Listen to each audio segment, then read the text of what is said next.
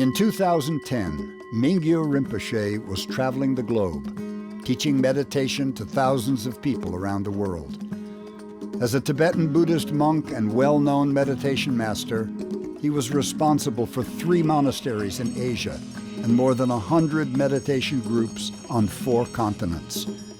He was also an active participant in scientific research on how meditation affects the brain, and a best-selling author with books and online videos in more than 20 languages. One day that year, Rinpoche announced his plan to leave on a 3-year retreat. The idea of a 3-year retreat might sound extreme, but it's fairly common in his tradition.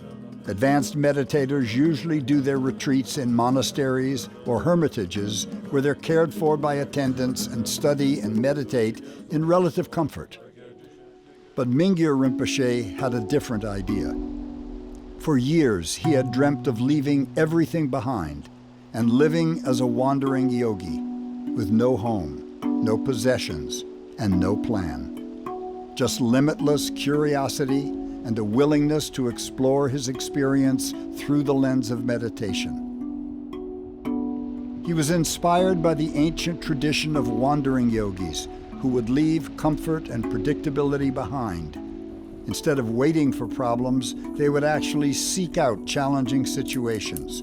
They would beg for their food and find shelter in caves, all to strengthen their practice and gain insight into the true nature of their minds.